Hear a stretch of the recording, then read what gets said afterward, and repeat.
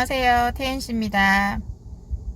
오늘은 하늘이 너무 예쁜 것 같아요. 한 일주일째 계속 비 오고 비가 너무 많이 나서 사람이 정말 많이 처졌는데 오늘은 예쁜 가을을 부르는 그런 하늘? 기분들 좋으시죠? 그리고 아이들도 다 학교까지 가주니까 금상첨화? 그걸 오늘 두고 하는 말인 것 같은데요. 오늘은 보통 이제 대학교도 있지만 대학교 안에 과가 존재를 하잖아요. 그래서 이제 곧 이제 1학기가 이제 끝이 나고 2학기 새롭게 시작을 하는데 좀 있으면 이제 고3들은 9월 10일부터 수시 원서를 접수를 하거든요. 그래서 학과에 대해서 얘기를 한번 살짝 나눠볼까 해요. 보통 어머님들 이제 상담을 하게 되면 취업이 잘 되는 과를 물어보시거든요. 아시면서 물어보시는 거 맞잖아요. 의대, 약대, 한의대, 시대, 요즘엔 수의학과까지 정해져 있잖아요. 그런 학과들이 취업이 된다고 하고 인기가 있고, 그리고 이런 학과들은 특히 의대 같은 경우는 뭐 정해져 있어요. 그러니까 1등급. 내신으로 얘기하면은 1등급. 그러니까 뭐 지방이 됐든 뭐 서울 수도권이 됐든 1은 앞에 숫자가 무조건 1은 찍어줘야 돼요. 뭐 1.25, 근데 이제 1.03, 1, 이런 식으로 시작을 하거든요. 이런 과들의 특징은 다들 알고 계시겠지만 들어가기가 힘들어서 그렇지 특별하지 않는 이상 이런 과나 전공을 선택을 하게 되면은 취업이 보장이 된 거잖아요. 진로가 이미 결정된 상태에서 이 과들을 선택을 하는 거기 때문에 그 관문 자체가 조금 힘들다는 거죠. 내신 1등급 받기 힘들고 수능도 상위 1%는 맞긴 하니까 그렇게 어렵긴 한데, 그러면 이런 과들만 있느냐? 물론 그건 아니라는 거죠. 그거 중에 하나가 이제 계약학과라는 게 있거든요. 그러니까 생소하신 분들도 계실 거고 하지 싶은데 계약학과라는 게 있어요. 계약학과는 그냥 쉽게 얘기하면은 계약을 체결했는 대학하고 지자체일 수도 있고요.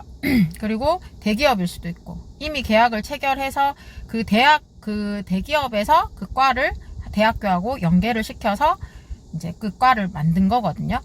그게 원래, 그러니까 여기 보시면 성균관대 같은 경우가, 성균관대는 여기 2006년부터 그러니까 서울대, 삼성하고 목표로 이제 설계가 되는 학교고요. 그럼 2006년이라고 하면 지금 벌써 이제 10년이 넘어가는 때잖아요. 근데 여기는 100%는 아니고요. 근데 원래 새로 설립된 학교가 연세대학교 시스템 반도체 공학과, 그리고 고려대학교 반도체 공학과, 요 두 학교 두 과가 삼성에서 만든 과거든요. 그러니까 학교랑 같이 해서. 그러니까 이 과들은 여기에 이렇게 되어 있지만 굉장히 좋아요. 그러니까 거진 사관학교 가는 수준으로, 그러니까 전액 보장. 근데 대신에 이제 성적이 뒷받침돼 주긴 해야 되지만, 성적이 뒷받침된다고 하면 전액 장학금에다가 연구비까지 나오니까 괜찮죠. 그러니까 이 두 개의 과가 올해 신설이 됐으니까 작년에 수능을 처음 치른 학생들이 올해 이제 첫 신입생이 된 거거든요. 여기가 요거 연세대학교고, 그러니까 연세대 같은 경우는 여기도 나와 있지만 1, 2학년 등록금은 전액 지원이 돼요. 연세대 등록금 비싼 거 아시죠? 근데 2학년 2학기부터는 이제 또 성적. 그래서 기승전결 행복은 성적순위 맞아요.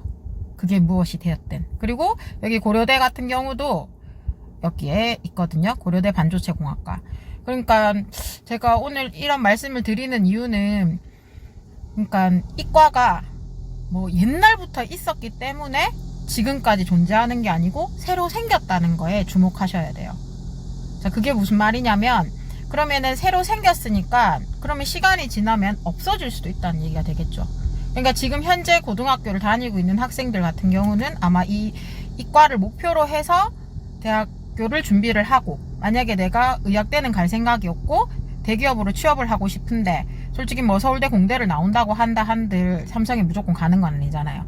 재수 삼수 해가지고 무조건 서울대 붙여준다는 것만 정해져 있다고 하면 재수 삼수 하면 되는데, 거기서 또 다른 걸 뭔가를 해야 된다고 생각하기 때문에 청소년이라서 아프고 끝이 없는 고민과 갈등을 하는 거잖아요. 그렇지만 지금 초등학생이나 중학교 자녀를 둔 부모님들은 이거를 위해서 준비한다는 건 약간 위험할 수는 있다는 거죠. 왜냐하면 대기업 같은 경우는 이윤을 목적으로 하기 때문에 필요 없게 되면 이과가 없어지거든요. 과가 없어진 것들이 여기 있어요. 그러니까 애슐리과, 미스터 피자 전공과 이런 거는 지금 없거든요. 예전에 있었는데. 그러니까 계약학과라고 얘기하는 게 말 그대로 계약이기 때문에 계약은 종료될 수도 있다는 거죠. 그래서 여기서 중요한 거는 어머님들이 놓치시면 안 되는 게, 그러면 우리 아이랑 상관이 없네 라고 얘기하실 수 있겠지만, 여기서 그 이면을 잠깐 돌려서 생각을 해보시면, 기회라는 건 뭔가를 준비해 있는 사람들한테 주어진다는 걸 꼭 기억하셔야 돼요. 그러니까 얘들이 이제 지금 초등학교, 중학교 다니고 있는 우리 아이들이 대학교 갈 때 어떤 과가 어떻게 바뀔지 모르잖아요. 그렇기 때문에 준비했는 아이들한테는 그런 기회가 왔을 적에 그걸 잡을 수 있는 여력이 되는 거잖아요. 그러니까 제가 봐도 성적이 높다는 건 그냥 선택의 폭이 넓은 거예요. 그러니까 내가 이것도 선택할 수 있고 저것도 선택할 수 있고, 근데 성적이 낮다는 건 선택할 수 있는 폭이 자꾸 줄어든다는 거죠. 그러니까 공부, 이제 2학기 시작했으니까 공부에 대해서 한번 이야기해보면, 뭐 애들도 얘기를 하거든요. 공부 왜 해야 되는지 모르겠어요. 그리고 공부가 힘들어요. 어려워요. 공부 말고 다른 길을 자꾸 찾으려고 하거든요. 초등학생들은 그런 생각들을 안 하는데 중학생들부터는 공부 말고 다른 거를 또 선택을 하려고 많이들 찾고 있거든요.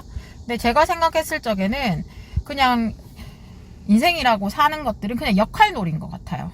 그러니까 엄마라서 해야 할 일이 있고 아빠라서 해야 할 일이 있듯이, 그러니까 지금 학교 초등학생, 중학생, 고등학생들로 여권에 쓸 때 학생이라고 쓰잖아요.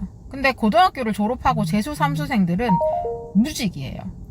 결론적으로는 다 직업이 없다는 거죠. 근데 얘들은 직업란에 학생이라고 적거든요. 그러니까 학생이라는 역할과 본분에 충실해야 된다는 거죠. 그냥 이왕지사 공부하는데 전교 1등 하면 엄마도 좋고 아이도 좋겠지만 다 그럴 순 없잖아요.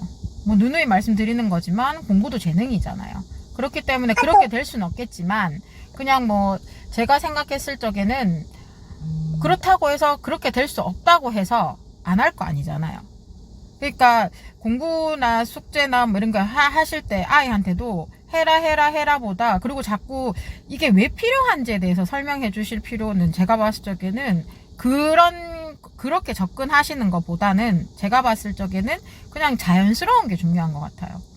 그러니까 공부도 학생이니까 자연스럽게 그냥 해야 된다는 인식을 심어주시는 거. 그러니까 당위성을 부여해 주시는 거죠.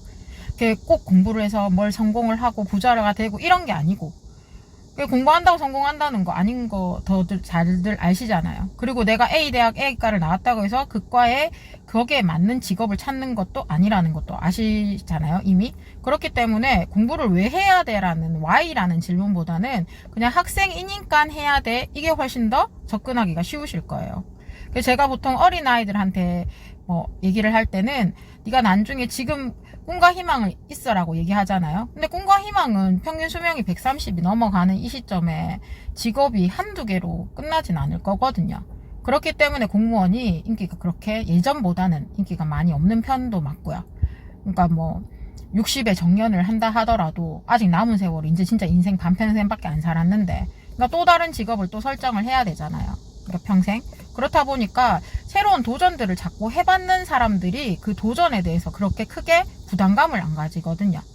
그러니까 이혼 한 번 했는 사람 2번 하고 3번 했는 사람 4번도 한다고 하잖아요. 그거랑 마찬가지죠. 그러니까 공부도 뭐 해도 후회하고 안 해도 후회할 거예요.